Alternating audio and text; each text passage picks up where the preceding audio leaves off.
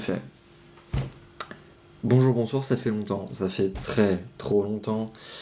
Pas trop, en vrai, ça va tranquille. Bon, j'espère que vous allez bien, que vous passez une bonne journée, que si vous êtes sur ce live, vous êtes en vacances. Ça me paraît très peu à voir. Je n'ai plus ces notions. Mais j'espère que vous allez bien. Euh, bon, je suis fier de pouvoir dire que hier, j'étais sur les plateaux de France TV. Enfin, on change de plateau, on change de public, on change de gens. Et peut-être que j'ai glissé un peu mon CV comme ça. Mais qu'on m'a dit que ça allait être envoyé par mail et que ce serait mieux. Je sens qu'il va pas trop tourner. Ouais, c'est ça aussi le problème d'essayer de filer son CV en soum soum, c'est que quand il y en a un qui le récupère, il ne le repasse pas derrière. Petit élément problématique. Salut Laurie, qui bien ou bien? En plus, c'est vrai que j'avais pas tant travaillé que ça. Ouais, il a une sale gueule. Bref, en tout cas, là, aujourd'hui, je retourne pour une semaine sur le... Non, du coup, 4 jours. 4 jours sur le pire plateau que je fais. Et après, on finit sur un bon plateau. Et bah ça va, ça dit quoi de beau, ça dit quoi de neuf? Ah, non, là, ça va, en vrai. Là, sur ce soir... Même pas, du coup. Ouais, non, TPMP, en fait, c'est que 3 jours. Parce que ce soir, c'est Talent d'Afrique. Ensuite, je me bouffe TPMP mardi, mercredi, jeudi. Et vendredi, je me tape J-1. T'as regardé mes vidéos? Mon dieu, quelle vidéo! J'en ai fait un peu trop. Et des trop différentes aussi. Ce qui fait que, bon, au bout d'un moment, Talent d'Afrique, bah en soi c'est Canal Plus Sport, mais en Afrique. Donc c'est un truc qui est tourné en France, mais qui est diffusé en Afrique. Et du coup, c'est un peu tous les sports, quoi. Mon concept global, et ben merci beaucoup. Oui, non, mais c'est terrible. Du coup, les directives du public pour le public de Talent d'Afrique, c'est dire on prend toutes les personnes qui sont noires et puis on les met face caméra. Tous les gens qui sont blancs et qui viennent de Talent d'Afrique, on les cache dans le fond des gradins. Comme ça, on voit que c'est rempli, mais on comprend pas que c'est tourné en France. C'est vraiment comme ça qu'ils le pensent. Hein. Voilà. C'est ça. C'est pour ça qu'ils invitent des gens de principalement Saint-Denis et Aubervilliers. Et des clubs de foot. Du coup, enfin... C'est con, hein. C'est vraiment con. Mais du coup, bon, c'est sympa parce que les petits peuvent voir un peu et puis ils sont contents. Voilà. Et puis même ils sont... Enfin, parfois il y a des invités. Il y a moins d'invités sur Talent d'Afrique que... J-1, il y a toujours un invité à la fin, mais Talent d'Afrique, on a pas souvent. Et du coup, sur ça, c'est assez nice parce que les petits voient toujours un champion, tout ça. Bon, Talent d'Afrique, c'est pas forcément foot. Du coup, les clubs de foot, bah, ils ont un peu le seum parfois. Hein, parce que ça arrive et puis ils disent bah, je connais pas le joueur. C'est normal, il fait du rugby. Euh, on était à ça, hein. On était à ça, les gars. Mais bon, des soirs, je m'occupe de leur vestiaire. Les gosses, c'est les pires.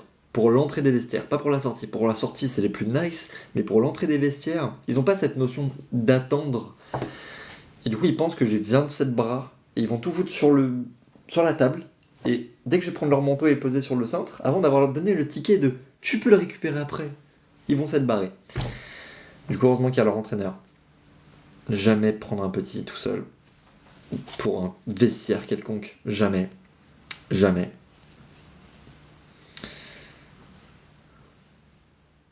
Quoi? J'ai rien compris. Mais hier, j'ai fait le meilleur plateau. J'ai été sur C'est médiatique, c'est politique, c'est société et Stade 2. Du coup, dans les bureaux de... Enfin, dans les plateaux de France Télévisions. C'est ta langue natale. Ok, ça veut dire quoi? Bah du coup, exactement, mon taf, c'est la gestion de public. Voilà. Et du coup, j'emmerde les étudiants de la Sorbonne qui sont venus sur C'est politique hier soir, qui ont failli niquer une partie du travail de ma collègue, qui elle place vraiment les gens dans le public. Ah, de beaux cheveux. Bof, mais merci. Genre, on s'est bouffé. Déjà, j'ai failli me battre avec un vieux pour le public de C'est médiatique. Un mec qui avait oublié son ticket de vestiaire et qui voulait récupérer des affaires. Si t'as pas ton ticket, on attend, puis après on prouve que c'est tes affaires. Parce qu'au bout d'un moment, vous êtes 60 à passer, je retiens pas qu'est-ce qui est acquis. C'est pour ça qu'il y a des petits tickets, espèce de petit cochon. Et le vieux a commencé à m'embrouiller parce que je voulais pas lui donner les affaires qui me pointaient du doigt. Je t'ai donné un ticket, tu me sors le ticket. Bref, c'est insupportable. Et après, t'as les étudiants de la Sorbonne, on leur a dit d'aller pisser avant l'émission. Qu'est-ce qu'ils font pendant la pause de moins d'une minute? J'ai envie d'aller aux toilettes, oui, mais si c'est urgent. Bah, du coup, ils ont failli ne pas revenir sur le public et avoir un trou dans le public de l'émission. Du coup, on aurait mal fait notre taf et on se serait fait engueuler. Je les aime pas, du coup. Vraiment pas. Plus une meuf qui s'est barrée en plein milieu de l'émission en disant « Oh, c'est long, c'est trop long pour moi ». Comment ça, c'est trop long? On t'a envoyé les horaires sur ton téléphone, par mail. C'était sur l'annonce, donc quand tu t'es inscrit pour aller sur l'émission. Non, bref, les gens, je les aime pas, là. Ceux-là, je les aime pas. Mais il y avait des gens très nice, très gentils, et des gens adorables. Puis il y avait Stade 2, et Stade 2, meilleur plateau. Je veux rien savoir. Fond vert, truc propre, caméra, ils sont même pas fait chier. Bon, moins de taf pour les cadreurs, mais voilà. Non, en soi, dès que tu viens dans le public, c'est la personne qui te gère, qui te place. Tu peux lui demander, mais c'est pas parce que tu demandes que ça va être accordé, quoi. Donc, si t'as prévu d'aller dans le public, c'est pour être vu, quoi. Après, c'est un peu con de vouloir d'aller dans le public et qu'on ne nous voit pas. Bon, c'est vrai que, bon, au bout d'un moment, c'est l'une des vannes d'un des chauffeurs de salle qui est un gros con. Pardon, je l'ai un peu dit très honnêtement, ça venait du cœur. Qui est de dire alors si vous venez avec votre amante, c'est cramé, si vous curez le nez, c'est cramé, si vous n'êtes pas coiffé, c'est cramé aussi. Moi, heureusement, je suis pas devant la cam. Jamais dans le public, toujours moi qui les place. Non, les publics, c'est chiant. Sauf quand ils sont adorables. Là, je sais que Talent d'Afrique, ça va être des gens adorables, donc ça va. Je suis doux, je suis de loin, de très loin, de contrées lointaines. Une contrée qui se nomme Belleville-en-Caux. Un patelin paumé au fin fond de la Normandie. Ah, bah il était là. Voilà. Vraiment plus jamais à cet endroit. Et du coup, bah, j'ai glissé mon CV en Soum. Enfin, j'ai essayé de glisser mon CV en Soum Soum. Ça a été récupéré, puis on m'a dit on va le numériser, l'envoyer à toutes les boîtes qui sont dans le bâtiment. J'y crois très peu, mais du coup, maintenant, non seulement les gens ils savent qui je suis, parce que du coup la sécu m'a vu, et donc si je leur dis j'ai oublié mon badge, ils me laisseront rentrer. Et là, je me dis peut-être faire un petit stratagème pour filer des CV dans les bâtiments. Hein, évidemment, quand on a des avantages, on en profite. Un maximum. Pensez pas, on n'en profite pas. Comme on dit, la chance, ça se provoque. Là, je vais la provoquer, sale. Directement. Ouais, non, non, lui, j'ai pas envie de bosser avec lui. Par contre, France Télévisions, je veux bosser avec eux. Hein, ça, c'est un truc que j'ai envie de faire. France TV, j'apprécie. On va dire que, en ce moment, vu comment est tournée l'information, ça peut être intéressant de rentrer dedans et de mettre un petit coup. Toujours sympathique. Parce qu'on aura beau critiquer comment fonctionnent les choses, si on n'agit pas directement dessus, bon bah ça va pas. Tu dis à un gosse c'est pas bien, il va le refaire jusqu'à ce que tu lui demandes pourquoi c'est pas bien. Bah là t'as Malik Bentala qui a fait le truc le plus honorable, qui a été de dire je ne bosserai plus jamais avec Canal+.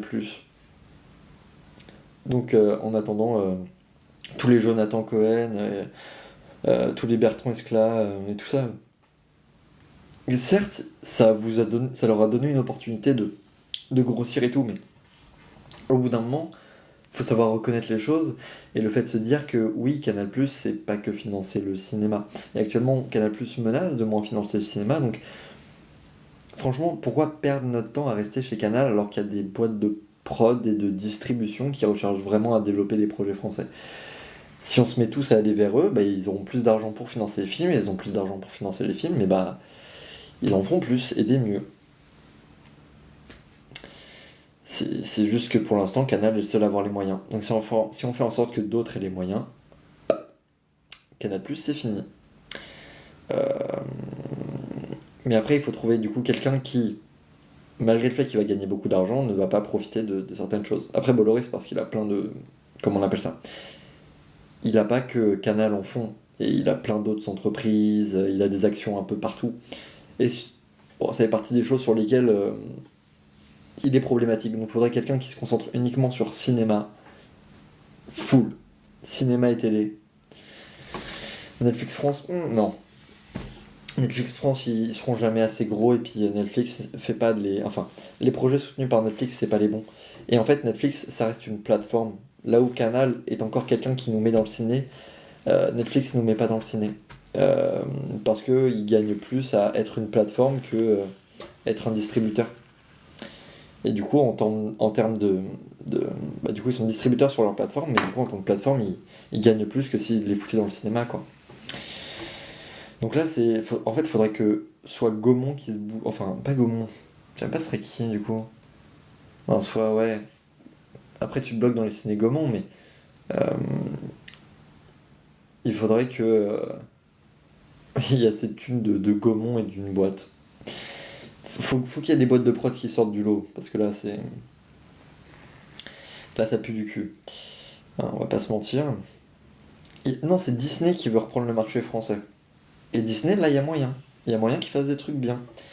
Après Disney, on sait très bien comment ça marche, hein, mais il faut qu'ils acceptent le cinéma français, parce qu'on va pas faire leur Save the Cat, là.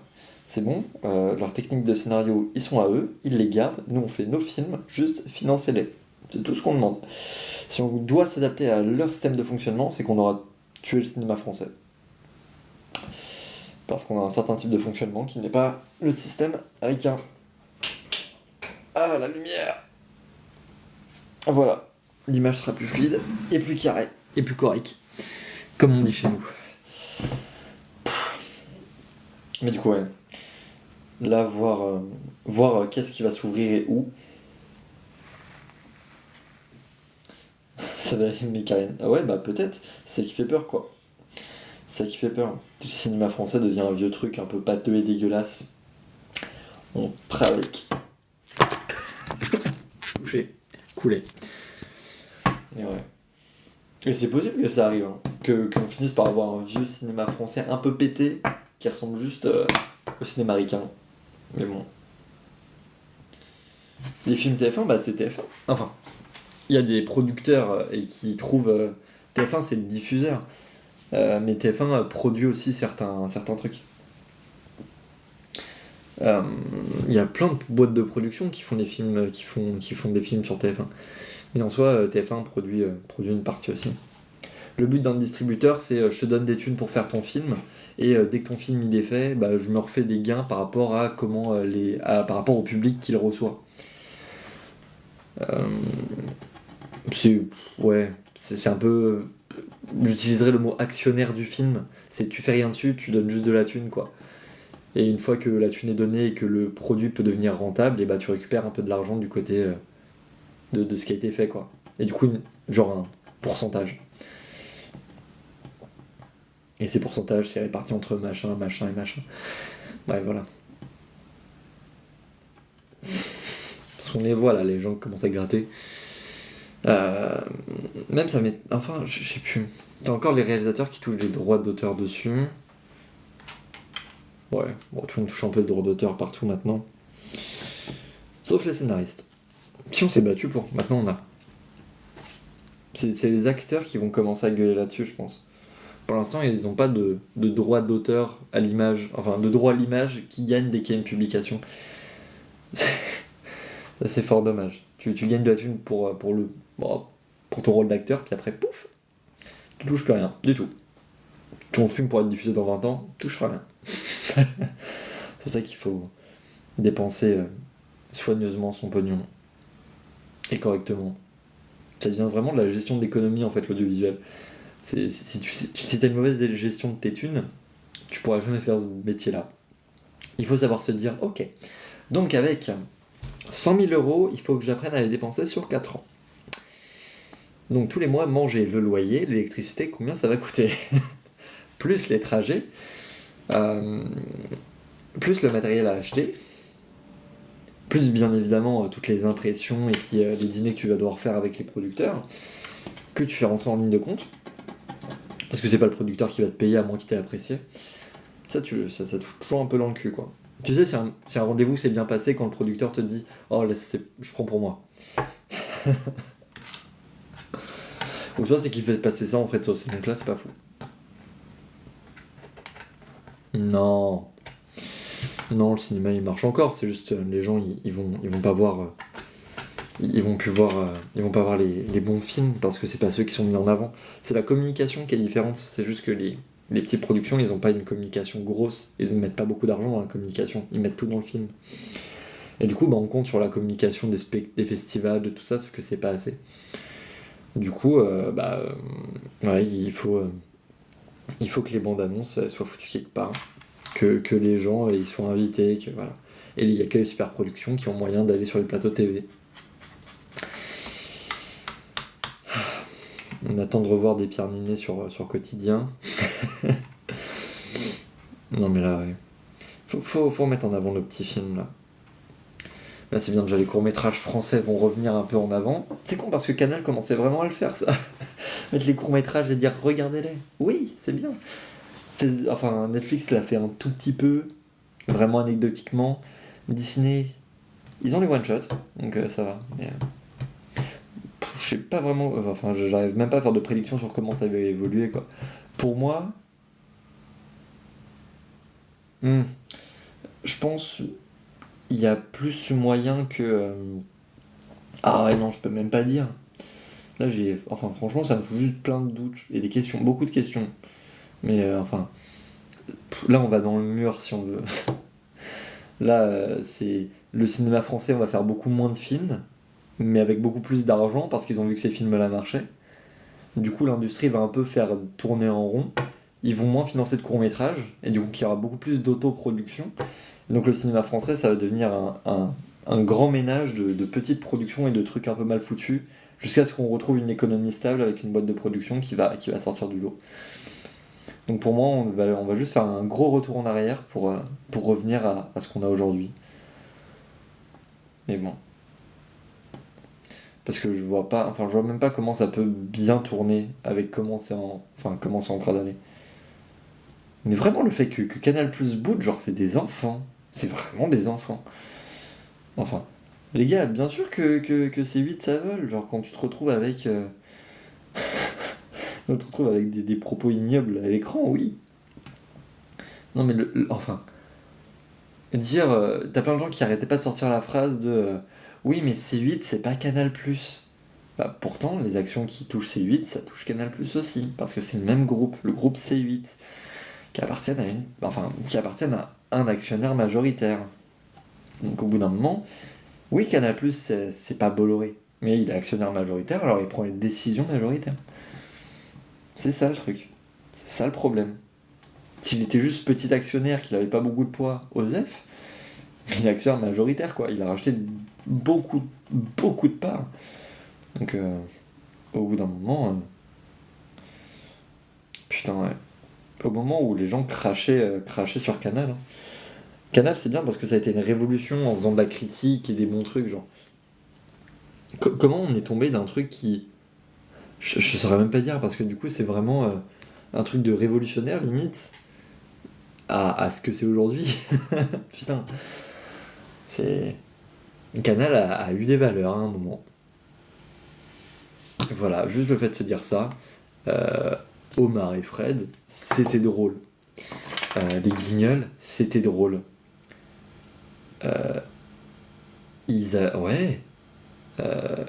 Quotidien, c'était avec eux quoi. Bah oui. Et enfin, tu te rends compte que la période de laquelle Quotidien s'est barré, à laquelle les films ont pris du gros budget, et où il y a beaucoup d'émissions qui ont fini par arrêter parce qu'elles étaient, parce qu'elles étaient devenues à chier, ça coïncide avec le rachat en 2016. Tout s'est passé entre 2015 et 2017. De la début de négociation de contrat jusqu'à l'officialisation et le fait qu'il y a cette décision qui a été prise. Tout est parti en couille entre deux.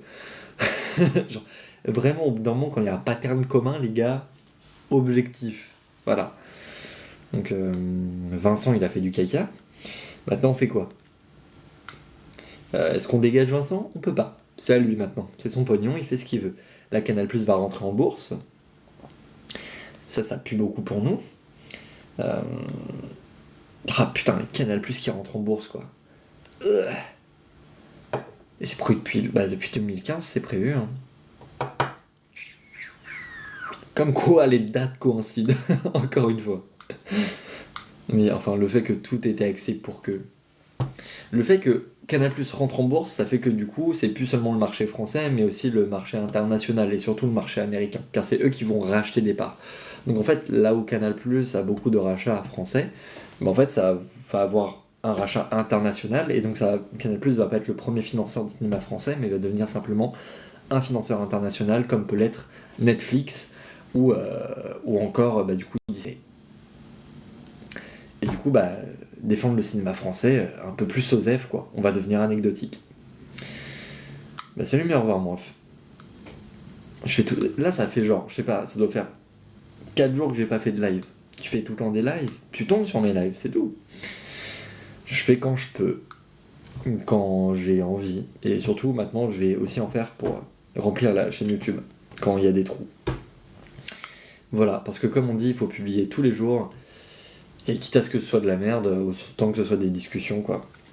Parce qu'on les voit, ceux qui publient tous les jours, mais qui font des choses étranges. Très étranges. Trop étranges. Ouais. Après, c'est devenu YouTube, quoi. En fait, tous les marchés... Hein. Putain, pourquoi l'audiovisuel français est devenu dégueulasse? Ça aurait pu être juste la télé, ça aurait pu être juste le cinéma. Non, il y a YouTube aussi, il y a les podcasts, il y a la radio. Je connais pas une plateforme, un support qui est pas devenu mauvais. Genre concrètement, ils sont tous devenus un peu dégueulasses, avec des contenus qui prônent pas les plus belles des valeurs. Non, désolé, le sexisme, c'est pas la plus belle des valeurs. Hein. L'homophobie non plus, le racisme non plus, d'ailleurs. La xénophobie non plus. La pédophilie non plus. Bon, bref, les réseaux sociaux, quoi. Beaucoup trop de trucs défendus par des gens bizarres. Et après, on a l'habitude. Hein. C'est beaucoup de gens qui parlent, mais qui agissent très peu. Mais après, bon. Je pense que c'est aussi le concept de tout le monde grandit et tout le monde remarque un peu l'importance des choses. Et surtout que on agit un peu trop tard, quoi. Qu'il aurait fallu se bouger le cul un peu avant et se dire ouais, signer ces contrats-là, c'est pas si intelligent que ça pour l'avenir du cinéma. Ah, peut-être que créer une grosse boîte de production qui va gérer tous les partenariats sur Internet, ça, c'est pas non plus une super bonne idée. Ouais, non. Ouais. Avoir confiance en des commerciaux, quoi. Je trouve que c'est un mauvais truc sur YouTube. Webedia, TMTC. Il y a encore des gens qui y sont. Mais tout le monde se barre. Bon, les gens se posent plus de questions. C'est ce qu'on appelle un tremplin. Et j'espère que Canal+, c'est ce que ça va devenir. Simplement un tremplin. Et que les gens vont pas s'y arrêter. Parce que sinon... Bon. Voilà. Faut pas leur donner trop de pognon à ces gens-là. On va dire que ce qui va sortir dans les années à venir risque de pas être joli. En termes d'idées. Ou en termes de concepts. Déjà que là ça commence... je sais plus c'est qui, je crois que c'est Coca qui se fait reprendre pour sa pub faite avec IA. Et c'est Netflix aussi, avec ses covers faites avec de l'IA. Voilà, il y a des covers Netflix qui étaient faites avec de l'IA en Amérique. C'est pas une cover officielle, fait pareil. C'était totalement de l'IA. Voilà. Donc Netflix se fait cracher la gueule. Merci Gabi. Netflix s'est fait cracher la gueule. Là, ça ne m'étonnerait pas que Canal s'y mette aussi un peu. Parce que les IA, bon bah, pour l'instant ça ramène. Enfin, tu payes pas un artiste quoi. Alors qu'il y a des putains d'artistes, hein. Pas assez, mais il y a des putains d'artistes qui peuvent faire des covers, ou qui savent le faire, qui font un taf fou. Bref, remettons en avant nos artistes, s'il vous plaît. S'il vous plaît, je viens de dire s'il vous plaît quand même. Hein. Non mais c'est vrai que ça commence un peu à manquer. Oh. Ouais, j'ai un petit bug son image, mais bon, on fait avec, c'est ça qu'on dit. Je remettrai tout mon setup avec mon micro, mon truc, quand j'aurai le temps. Parce qu'il faut que je finisse un montage pour YouTube pour jeudi, le montage de la semaine prochaine, qui sortira pour Noël. Parce que, enfin, YouTube me paraît plus important que TikTok. TikTok reste important, mais YouTube est vraiment une plateforme qui fédère plus les gens. Et donc, pour quand je sortirai un film, ce sera mieux pour dire, bon bah là j'ai fait un film, les gars, je vous invite à aller le voir. Voilà, parce qu'on va pas dire que ça a été une franche réussite sur d'autres films. Et c'est dommage. Mais bon, on fait avec. C'est... Voilà. C'est carrément triste dit comme ça. Mais le but c'est de faire un maximum de films, c'est de faire un maximum... Enfin, d'exprimer une passion au plus grand nombre, quoi. Donc que ce soit l'audiovisuel, l'information, ou même voilà... Je pense que j'ai envie de faire une grosse aparté sur le journalisme aujourd'hui. Parce que, enfin, on parle beaucoup de... C'est le meilleur exemple que j'ai, donc c'est ce truc-là de France TV, et je le ressors un peu trop. Mais en fait, c'est le truc le plus obvious pour dire que l'information aujourd'hui, elle est mal gérée. Et par des gens qui n'ont pas forcément les compétences pour, ou des gens qui... qui le bâclent parce qu'ils ont... Je sais même pas pourquoi. Quand tu te retrouves avec un type du genre Pascal Pro, qui gère une chaîne d'information en direct, mais qui n'a fait aucune étude de journaliste, aucune étude journalistique, quand tu te retrouves avec France Info qui relaye des informations sans les avoir vérifiées avant, quand tu te retrouves avec... putain, ce qui s'était passé avec BFM et l'hypercachère, c'était le plus obvious qu'il y avait un problème avec le journalisme en ce moment. Enfin, sur la gestion de l'information, sur... Et ça fait longtemps que c'est comme ça. Ça fait, je sais pas, bah du coup là ça devrait faire... Hypercachère, c'était en 2016, 2014, non, je sais plus. C'était il y a bien 10 ans, quoi. Donc ça fait bien 10 ans que l'information, c'est du n'importe quoi. Ça fait bien 10 ans que plus que l'information, le paysage audiovisuel français, c'est n'importe quoi. Il y a une mauvaise gestion de l'information et des individus qui n'ont pas les compétences et pas les diplômes. Vraiment, pas les diplômes. C'est ça qui est important. Aucune étude faite dedans qui font l'information. Qu'est-ce que tu... Et du coup, t'as des gens qui s'y mettent sur Internet de plus en plus et qui essayent de traiter de sujets principaux, sauf qu'au final, ça devient un prisme, parce qu'ils ne parlent que du même sujet au lieu de faire une information large. Et du coup, bah, tu te retrouves avec aucune vraie chaîne d'information, ni aucun élément qui permette de se comparer à ce qu'a été le 20h, car aujourd'hui, bah, c'est devenu juste du people. L'information, c'est devenu du people. C'est triste, hein, mais nique sa mère. Le paysage audiovisuel français. Je commence à devenir un vieux réac, c'est grave. Hein.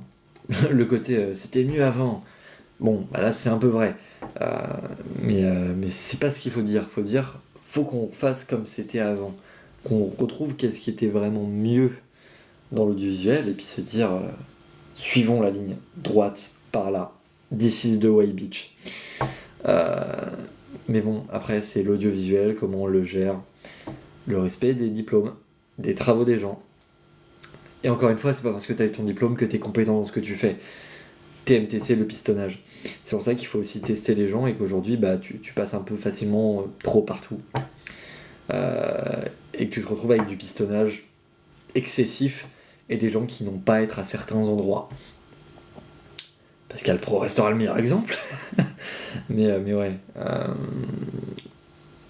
France Info qui gère mal l'info. Euh, des gens qui sont spécialistes. J'aime bien les gens qui sont spécialistes dans leur domaine, juste parce qu'ils ont sorti un bouquin sur le domaine. T'as sorti un bouquin, mais ton étude, justement, elle a été démontée par de nombreux historiens. C'est pas que t'as sorti un bouquin qu'il est véridique. Si demain je sors un bouquin pour dire que la Terre est plate, ça veut pas dire que la Terre est plate. Et ça fait pas de moi un spécialiste de la Terre. Par logique. En même temps, le nombre d'abrutis qui sortent des bouquins sur comment draguer une femme aussi, c'est... Bon, c'est vrai qu'au bout d'un moment, faut doser les gars. Euh... Mais bon, c'est vraiment comment on donne de l'importance à des gens qui n'ont pas de valeur dans un milieu ou dans un domaine. TPMP, quoi. Même beaucoup d'autres éléments. Parce que s'il y avait que TPMP, ça irait. Beaucoup trop de chaînes d'infos. Notamment, je sais plus comment ça s'appelle.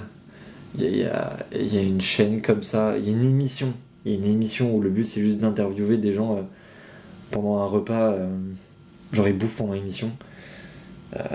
Et puis t'as la moitié des chroniqueurs, leur parcours journalistique et leur CV il est vide un peu. Donc c'est étonnant de les voir là-bas. Puis après ils sont drôles. Donc au moins tu vois, il y a un talent entre guillemets. Donc entraîner les gens sur une émission, donc ça c'est cool. Mais par contre après, est-ce qu'ils ont les compétences pour faire ce qu'ils font? Après c'est bon, si le divertissement, c'est pas le 20h. Hein, parce que c'est sûr que quand tu te retrouves au 20h avec des gens qui... Voilà. Il me semble qu'ils prennent encore des gens diplômés. Après voilà. C'est vrai qu'il y a les 2-3 bourdes de... On s'excuse, on a tenu ces informations-là qui sont fausses. Voilà, c'est un peu dommage de tomber ça, surtout quand tu sais que c'est une chaîne nationale, publique, tout ça, tout ça. Ouh, l'accès à l'information. Du coup, enfin, la question c'est plus, aujourd'hui on est sur l'accès à l'information ou l'accès à la désinformation, parce que les deux sont tellement faciles à obtenir que comment tu démêles le vrai du faux quand tu te renseignes qu'à travers un média. Du coup, il faut que tu te renseignes à travers plein de médias, sauf que se renseigner à travers plein de médias, c'est prendre beaucoup de temps. Et prendre beaucoup de temps pour le faire, bah tout le monde l'a pas ce temps-là en fait. Faut trouver le temps de faire les choses. Mm. Mais enfin, ouais, c'est aussi spécial ça, avoir le temps de s'informer. Genre prendre le temps de s'informer, parce que s'informer c'est pas juste ok, j'ai regardé un article sur. Non, s'informer c'est regarder plusieurs articles, regarder d'où ça vient, est-ce que c'est des sources fiables, en quoi c'est des sources fiables.